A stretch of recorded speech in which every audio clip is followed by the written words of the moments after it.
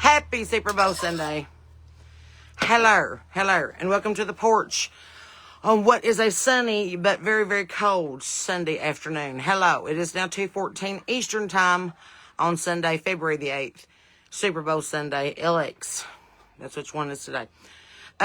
Just in case you're keeping up with the Super Bowl festivities, the F-22s that were set to fly over the Super Bowl have been pulled for an emergency operation. That's all the information I have on that just yet, but they have been pulled from the flyover for operational duties. Seems to me if they're pulling the F-22s from the Super Bowl, something bigger is going on. I got a question that's been bothering me for about a week now.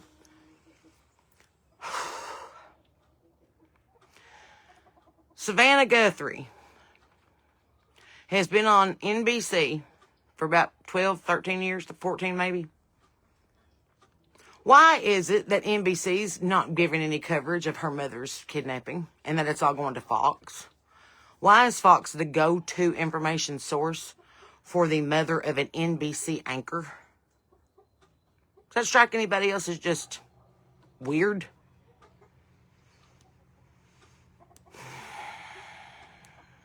There's a lot of things I don't like about this. Random ransom notes coming in from random places. $6 million ransom for no proof of life. Police were at the daughter Annie's house for 3.5 hours. They're still at Nancy's house today. They're taking lots of pictures. There's a drone over the house. There's live coverage on Fox News. Nothing from NBC. All NBC's talking about is Lindsey Vonn crashing and burning a third time with her ACL and laying on the Alps and crying.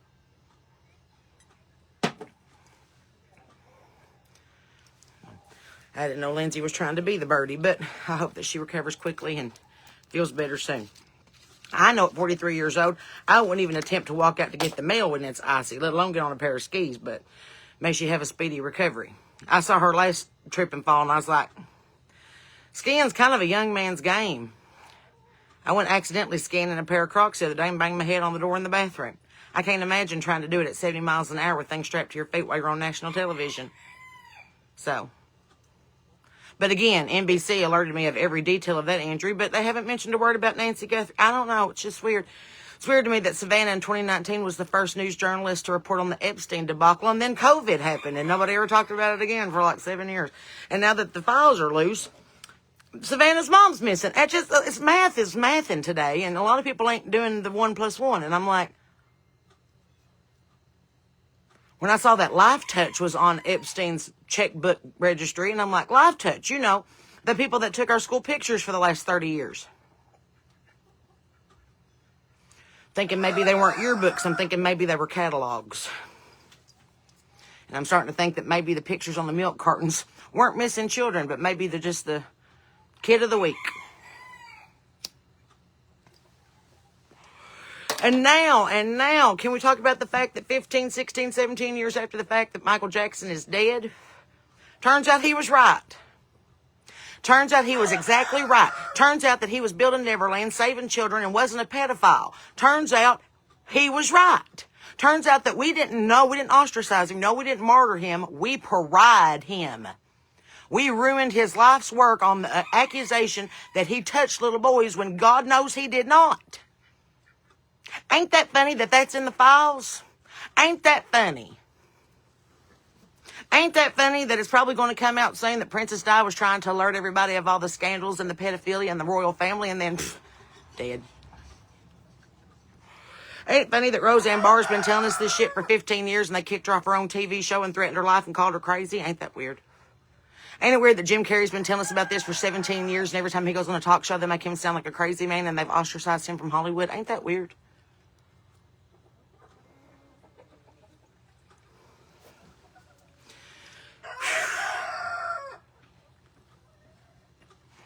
Anymore, I'm beginning to think that the Antichrist isn't one person. Many will come in Jesus' name. I think it's a movement. I think that the dividing lines have been drawn. I think the Grammys are now participation trophies in a political tirade. I believe that talent won't get you in the door as fast as money will. I believe that networking is more important than net worth. And I do believe that all the people that we have said, isn't that a shame they killed themselves, probably didn't. Makes you wonder about Anthony Bourdain, don't it? Makes you wonder about Prince.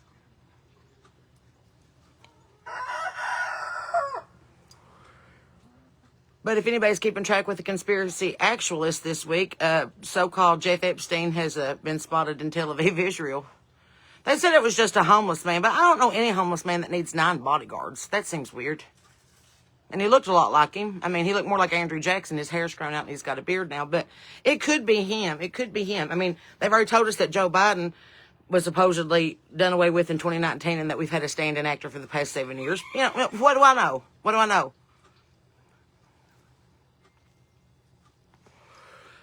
Oh, we'll give a big hats off to Homan, who has finally come to an agreement with every jail in Minnesota that says, hand over your violent, illegal immigrants, and we'll get rid of them for you. You would think this would be easy. Are you harboring and abetting a fugitive? Are you helping them? Do you know where some are? I know that y'all are going to turn this around on me and be like, well, the same thing happened during COVID. Well, no, it didn't. You were turning American citizens and tattling on your neighbors for getting together and going to church. We're trying to keep the raccoons off the porch. It's 2 different babies here. And here's something that nobody's talking about. Everybody's pissed off at P. Diddy and Kevin Spacey, Bill Clinton, Chris Tucker. You know, the whole Epstein list. You think that those people were out here snatching your kids off the street? You think it was them? You think that Epstein took time off of his island to get on a plane and go to some BFE place and snatch 5 or 6 youngins off the street? Seems like he'd have too many things to do, and he'd probably delegate that. I'm thinking that Mariska Hargitay has been telling us about this in every SVU episode that we've seen for the last 15 years, that sometimes it's the counselor, sometimes it's the jail, sometimes it's the judge, sometimes it's the relative, sometimes it's the lawyer, sometimes it's the CPS, sometimes it's the Department of Human Services, sometimes it's the people supposed to be protecting our youngins that are handing them right over. Y'all are all worried. Everybody's being called sheep right now. Don't be a sheep. Don't be a sheep. Watch out for the wolves. Yeah, watch out for the wolves, but you know who ends up eating the sheep? The damn shepherd. God, sometimes it's just plain as day in front of y'all, and y'all are like, well, it could mean something else. Get to looking at Britney Spears a little harder. How crazy they made her out to be.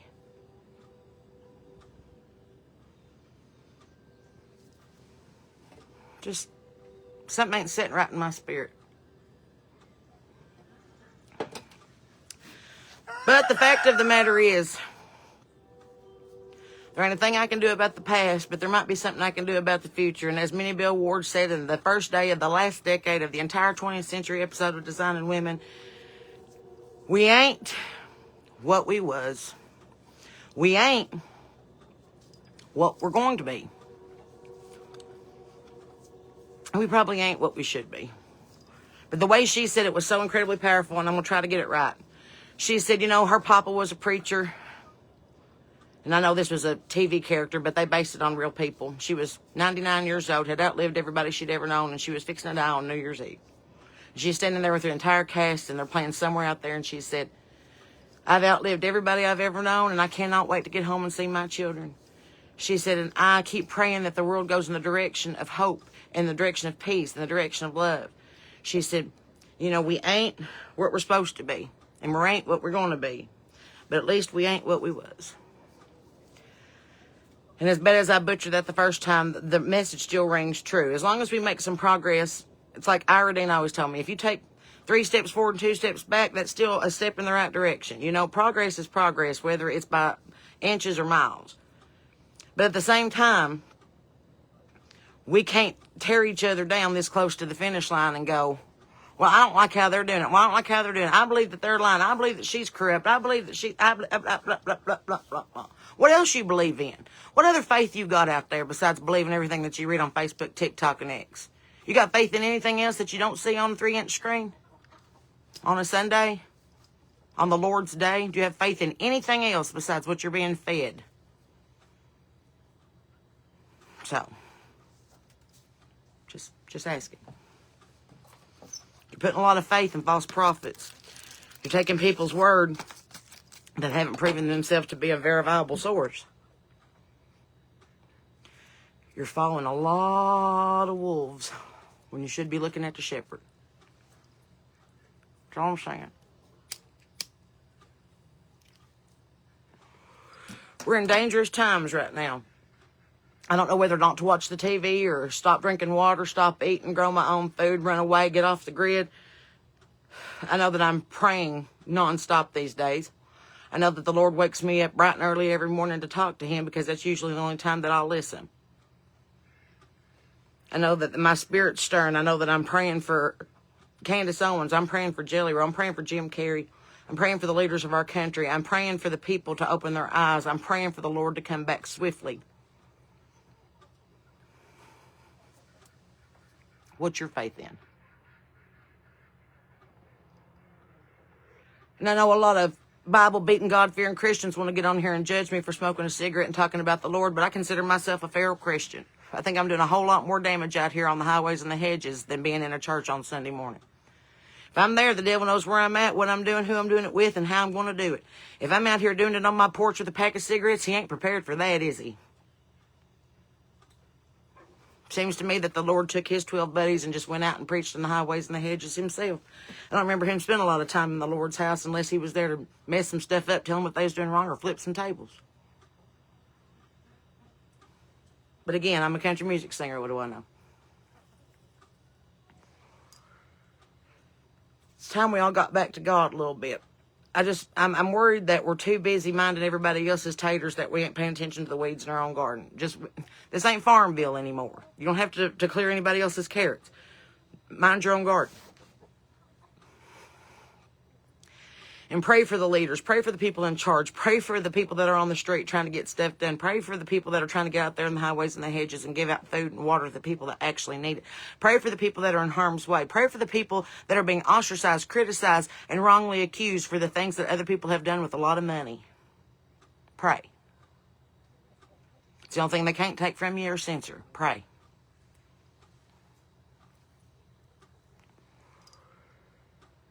But it's all going to come to light, and of course this is speculation, but you watch. They plan Charlie's murder. Why wouldn't they? Why wouldn't they? He's got a foot in every single campus in the United States and across about 100 countries in the world. It's a lot of influence. It's a lot of people to reach when you've got a message.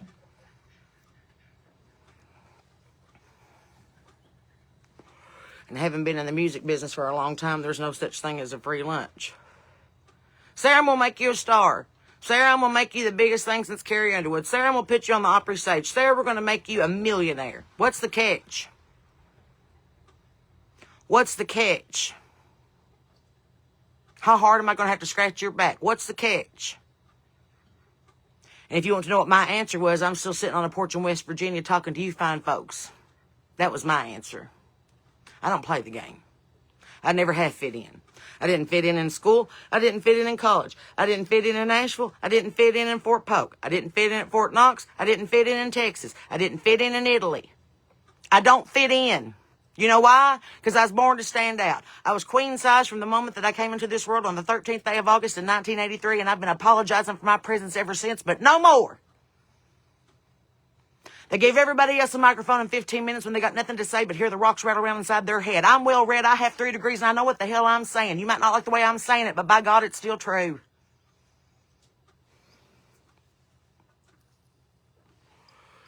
I don't want to fit in. I want to stand out. I want to make you uncomfortable. I want you to look over your shoulder. I want you to worry that everywhere you go, I might know exactly what's going on and write a song about it. I want you to worry. Because if you're not part of the solution, you're definitely part of the problem. Either back me or back the fuck off of me. That's kind of where I am right now.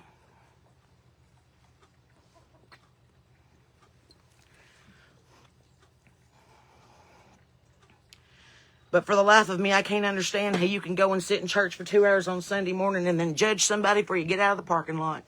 I can't understand how you're going to quote scripture that you see on your cell phone, but you've never actually cracked the spine of the book. I don't understand how you're talking about authors that you've never met that saw Jesus face to face, and you don't know the author of the book. Wake up. It's not about understanding anymore. It's about overstanding. If you understand anything about the English literature, or you have a dictionary, or you have a smartphone, look that word up. Overstand. It's having a greater perception of what's actually going on. Overstanding is I'm planning an entire Thanksgiving dinner. You're in charge of yams. Do you understand? You see what I'm saying? I think sometimes we traded our conscience for etiquette. We started justifying sin by normalizing it. We started renaming things that way it didn't make everybody feel so uncomfortable. We stopped calling things what they were. You can still put a bow tie on a pig. It's still a pig.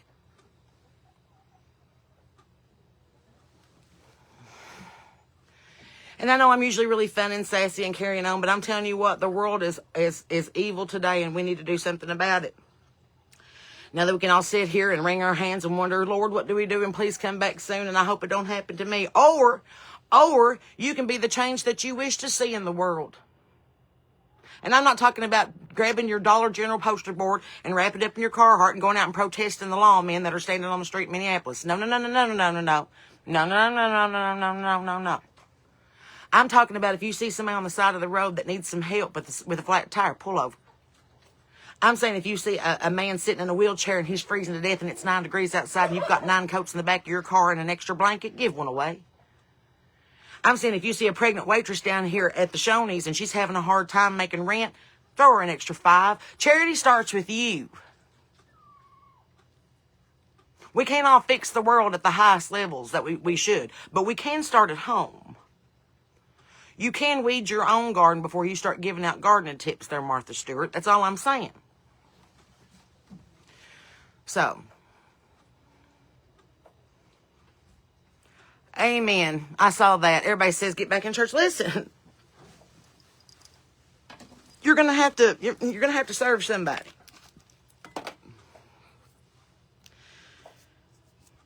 It's in the Bible. You can't serve 2 masters. You're gonna have to serve somebody. What are you serving? You serving the continental breakfast?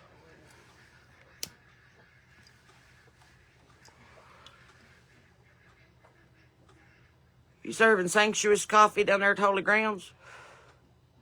Are you serving actual mercy? Are you serving actual salvation? Are you serving the Lord Almighty? Are you trying to be a Christian or are you trying to be Christ-like? Because there's a big old difference. I don't want to be like a Christian. Christians are hateful and racist and judgy and keeping up with the Joneses. In my experience of 27 years of being a music minister and been in just about every church between here and the buckle of the Bible Belt in Louisiana, there's snakes in every church. It's brick and mortar. That's where you have to have the spirit of discernment. That's where you have to serve the Lord. It's going to come back to you. So, if I were to meet my maker today, there's probably some things that I'm going to have to answer for. There's probably some things that I could probably explain away with a good joke. But the Lord knows my heart, even though my mouth is like this. The Lord knows that I get up every day and try my best, and I thank Him every single day for the blessings that He's given to me, including these loud-ass birds, the dogs that tear everything up, and snow that's 7 inches deep on everything. Because I always have believed, and maybe I'm wrong, but I'd rather be wrong and do this than be proven another way. But I always have lived by the belief that if you don't thank God for it today, you might not have it tomorrow. And wouldn't it be a shame that if you woke up tomorrow and you didn't have the things that you forgot to thank God for yesterday? God loves you right where you are, but He loves you too much to keep you where you are. Do you understand that? He wants to have a relationship with you. He wants to talk to you like a friend. He wants to talk to you like a father. He wants to talk to you just like you talk to whoever on the telephone every day. He wants that relationship with you. You can talk to Him in the car. You can talk to Him in the shower. You can talk to Him at bed. You can talk to Him in the living room. You can talk to Him at the kitchen table. You literally can talk to Him anywhere you want to. It's kind of amazing to know that even without any cell phone service, you can get a hold of somebody, ain't it? And you don't have to check off this big list of sanctimonious, ceremonial things that you have to do in order to talk to God. This ain't a multi-level marketing scheme here. God's for everybody. And once you truly know the love of God and you know the Spirit of God and you know the plan of God that He has for your life, everything else kind of falls away. And when you ask God to call your friendship circles to come into your life to remove the dead weight, be prepared. He will come in with a hacksaw and get rid of things that you never thought would ever depart you.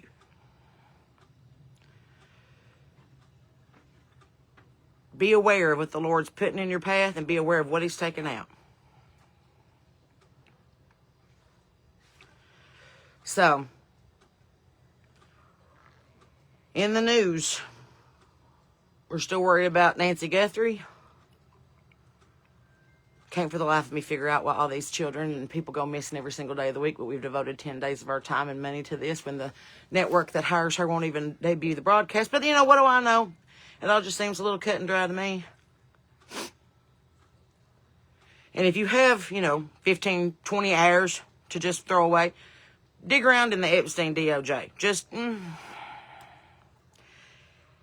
It'll make your stomach turn, but it's things that you need to know because they've been lying to us for years. And if you think that Epstein was the first one to have this brilliant idea, you need to read a history book. If you think that Epstein is the be-all, end-all devil that they've painted him to be in the news, he ain't the first. He ain't going to be the last. He got caught. So therefore, we're going to make an example of him. But don't think that this was a novel idea that he just concocted in that tiny little brain of his. Evil has been around since there was a serpent in the garden trying to get somebody to take another Apple product without reading the terms and conditions. History is wrought with these moments. However, we've just got a big surplus of them in the past 15, 20 years. We all found out COVID was a sham. Nobody did a thing about it. Nobody gave a shit. Nobody got in trouble. We found out that 9/11 was under our own watch. Nobody gave a shit. Nobody got in trouble. Nobody did anything about it. We found out that we're killing celebrities because they're opening their mouth and talking about the powers that be. Nobody's saying a word about it. Nobody gives a shit. Nobody's changing. When's it going to be enough that we finally go, I don't think this is right. I don't think this, you keep using that word and I don't think it means what you think it means. Accountability has got to become a priority. It has to.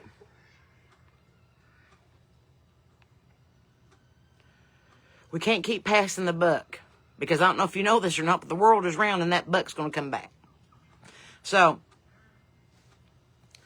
take some accountability for your actions. Try to do good unto one another. And if you don't have nothing to hide, then you don't have nothing to hide. The Lord still knows what you're doing, whether your neighbors do or not. So, anyway, it is Super Bowl Sunday. I won't be partaking in it. Somebody asked me if I was going to cheer for either team, and I was like, not really. I mean, out of the both of them, I probably cheer for the Seahawks just because I like birds. But that's really as much as I know about anything. I just think it's weird that on the original poster from September the 4th, when they were announcing the trek to the Super Bowl, they put two players from the Seahawks and the Patriots right up next to the Lombardi Trophy and opposed to everybody else. And those teams have like an 8-6 split, and they're not really the top in their league either way. But that, I think it's really funny when you see a lot of these athletes crying on the field after a loss. It's not because they lost. It's because they figured out that they're not an athlete, that they're a paid actor. The world ain't what it's supposed to be. And it sure ain't as hell what you post it to be. Just something to think about. But, as for me and my house, we will serve the Lord in sweet tea. That's what we do. I'm going to get off here. And, matter of fact, I'm going to tell y'all about this, but there's going to be something coming out about it later. The show that we have on February the 20th, Friday the February the 20th at Bobby G's in Huntington, West Virginia. Starting, if you've bought tickets for it, you're in the drawing, but we're going to make an announcement about it this afternoon, probably tomorrow morning at the latest. I'm going to give away a guitar. I got to putting away my stuff the other day, and I ain't got enough room. So I'm going to give away one of my guitars. So if you buy a ticket for the show, you're entered to win that guitar. So if you want to come to the show in Huntington, let me know. It's a nice guitar. Pretty soon. I just don't got no more room for them. And I'd rather it go to somebody that wants it than me to just be like, well, it's going to sit in a box. So, anyway, we'll do that later on this evening. But in the meantime, get on SarahBethTerry.com. Check it out. We have all kinds of stuff on there. Merchandise, show dates, videos, whatever. My life's an open Facebook pretty much. If you want to know anything, just ask me. But, I think it's funny. A lot of people assume that they know stuff. They're like, well, Sarah did this, Sarah did. Well, hell, I might have. And if I hadn't, hell, I'll put it on my list. I'm at the age now where I own my choices and I own my decisions and I take full accountability for them. If I didn't do it, you can bet your ass that I'm going to defend myself. But for the most part, I live unapologetically without any regrets. I mean what I say what I mean. And if you like me, great. And if you don't, then kick rocks, because it really doesn't affect me either way. But in the meantime, I love you guys, and I mean that. Keep your Bibles open and your powder dry and your head on a swivel, because people are acting crazy. Keep your eye on things today. I just have a really uneasy feeling in my spirit, and I feel like we all should just kind of get right with Jesus and clean our houses. In the meantime, if you have a warm coat or blanket, make sure you keep it with you in case you see somebody in need. Be nice to old people, animals, and children. As always, friends, please remember, and perhaps the most important of all, I'm Sarah Beth Terry. You're not. Bye.